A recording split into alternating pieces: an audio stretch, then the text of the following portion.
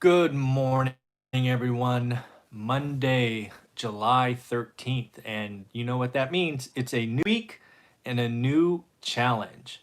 So we are going to look for 140 thumbs up in order to get an hour of question and answers on Saturday.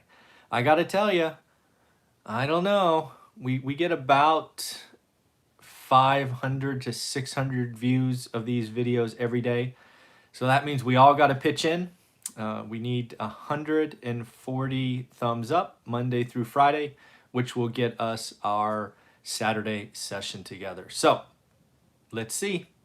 All right, first off, let's start with a merger announcement, or an acquisition, actually, an acquisition. Looks like Analog Device is buying Maxim Integrated. It's a $21 billion all-stock deal. That's a big one, right? 21 billion. It is interesting. It's all stock, no cash component. This is, my history with all stock deals, especially when markets in the tech space are at their peak, is you are taking something that you may consider more valuable or less valuable than cash, using it as a trading chip and growing footprint. That's what it looks like Analog Device and Maxim Integrated is doing. So. Even in a health crisis, deals get done. So again, Analog Devices buying Maxim for $21 billion. That's a lot of cheddar. Next up, PepsiCo. We talked about this, I think, on Saturday, talking about the earnings coming out. PepsiCo is the first. Pretty much what I talked about on Saturday happened. Their beverage business was down. But PepsiCo is more of a snacking franchise with Quaker Oats and Frito-Lay and thing of that nature. It's really allowed them to diversify over the years and kind of distance themselves with Coke. Coke, on the other hand, is very restaurant, large entertainment and things, and doesn't have that snacking extras, if you will. A couple other things I took from the earnings announcements that we need to watch, not so much for Pepsi, but for others, is there was no outlook given for 2020. Eventually, that's going to be a problem, right? We are asked as, investors to look into the future, and we usually rely on companies giving us estimate, guesstimate range of what the next quarter will be like. We all gave them a pass in Q2. It was sudden, it was dramatic, it was once in a lifetime, blah, blah, blah. But that's not good. It shouldn't be okay for much longer. So again, PepsiCo said no outlook for 2020. So that's Q3 and Q4. Let's hope they change their mind when they report Q3. The other thing I saw, which we really have to track, is they had 400 million in additional expenses. And yes, no forward guidance. Yep. They had 400 million in additional expenses related to cleaning and things of that nature because of this health crisis. That impacts profit, right? That is a net new expense. It impacts the bottom line. There will be some companies that have dramatic costs. I think of Amazon. They actually warned us. I don't know if it's warned, but they told us in their last report that they were expecting, I want to say it was $1 billion, but that doesn't sound right. That just sounds like a lot of money. But anyways, there are going to be costs that hurt the bottom line, and this health crisis isn't over yet, hurting earnings per share. Next up, we have what we're all looking for, right? For this health crisis is all these biotechs investing. It looks like Pfizer is partnered up with the German firm BioNTech. They got some fast track approval to move forward on some clinical trials. So lots and lots of money and lots of smart people trying to figure this out. We wish them all the best. Hope we get something this year. That would be wonderful. Did see some good news from Yelp. It'll be interesting to see how many of these headlines we get. Yelp's the first one I found. If you have found others, let me know. But Yelp said they're bringing back nearly all 1,100 of their furloughed employees, plus reinstating pay. It looks like they cut pay for their existing employees and hours on August 10th. That's about a month away, but they're already putting it out there that they're, you don't do that if you're not feeling better about the future. So good on Yelp. Put it out there, be a leader. Again, bringing back 1,100 furlough employees, so that is nice. Again, these is all stuff that can impact the consumer, right? We need more of these. So if you find others where furloughed employees are coming back that are of size, let me know. I'd love to report on them. Talked about it on Saturday, I think. I think it was Saturday that Disney World was opening up in Florida.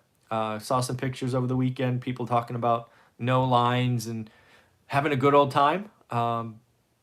If I was Disney, though, I don't know that I'd be excited about no lines. Lines is kind of where profit comes from, right? I think. But in the end, Goldman upgraded Disney, basically said parks is undervalued, right? They have been shuttered for, I don't know, 2, 3, 4 months. And basically there's an underappreciation for parks, at least according to Goldman. I haven't heard Disneyland is opening yet in the one down south. That has to be around the corner, I would think. Although with Southern California and our governor, maybe not. I don't know. I don't like our governor, but you already know that. Netflix reports tomorrow. And Netflix and banks report tomorrow. So it's gonna be interesting. Netflix is up 24% just in the last 2 weeks. Wow. Man, we get behind 4 or 5 stocks, we can take them to crazy, crazy levels. But they report tomorrow. It's got to be a blowout number, right? It's just everybody's Netflixing these days, so it's got to be interesting. I don't know if you saw this morning, but it caught my attention. Tesla was already the 10th largest company by market cap, and they shot up over 10% this morning. On near as I can tell, no news, no business news, right? No buying cars, no new models. In fact, one thing they did talk about is they slashed the price on their Model Y SUV by about $3,000. I'm wondering if that's going to hurt the bottom line, or maybe they've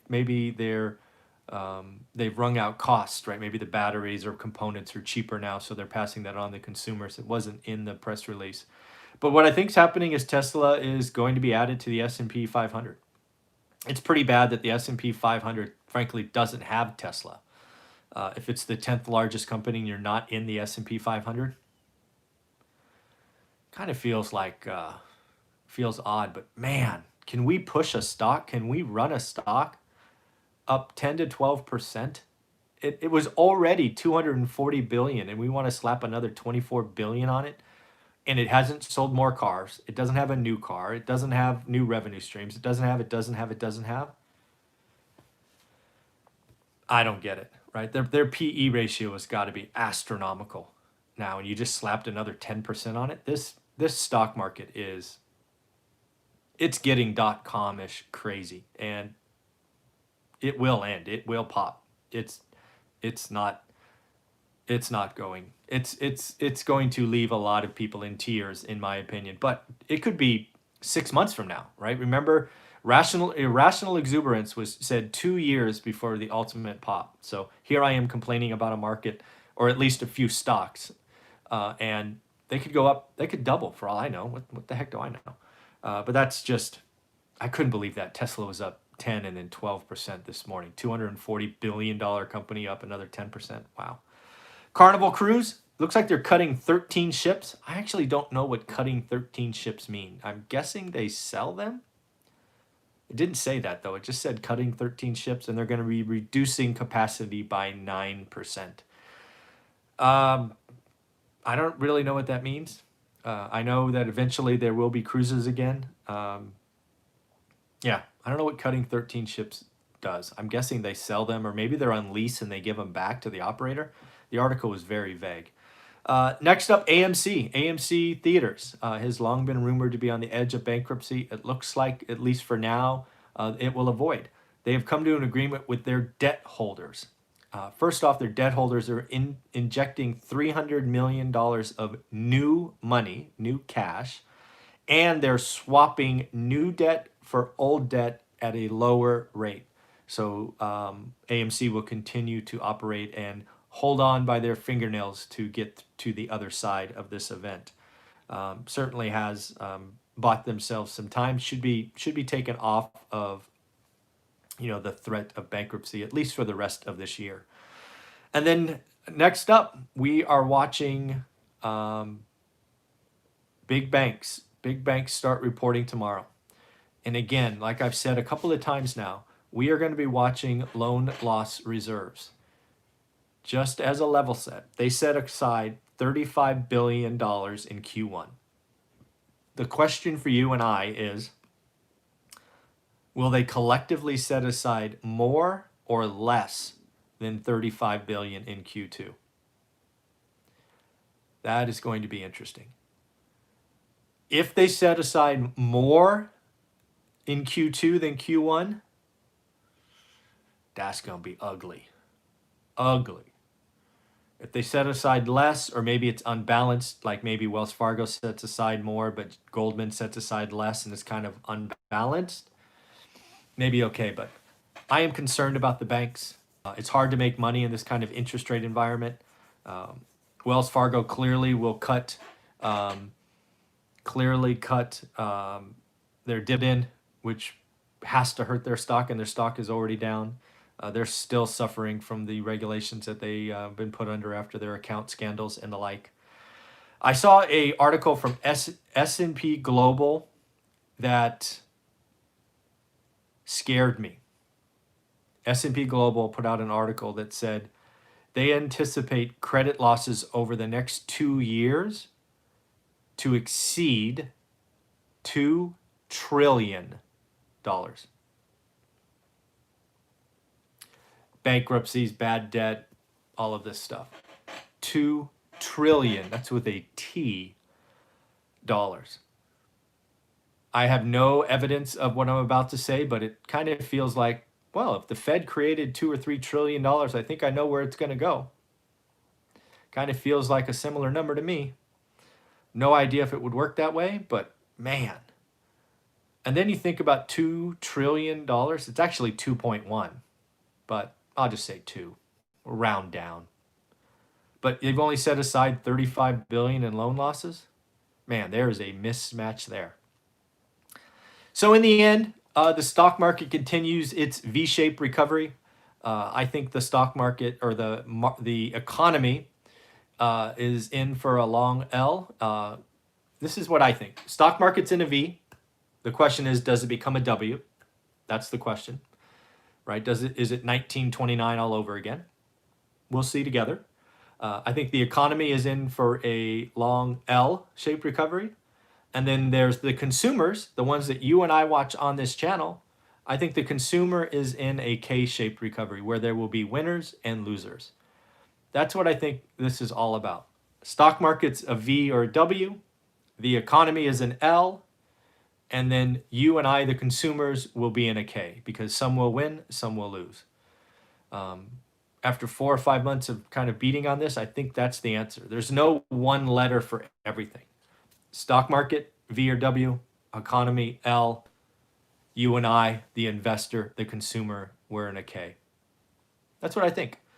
All right, everybody, have a wonderful day. We, of course, are doing our expert series today. We're bringing on Greg Dickerson around 8 o'clock my time. Take care, and don't forget, thumbs up, 140. We're only at 17. Bye.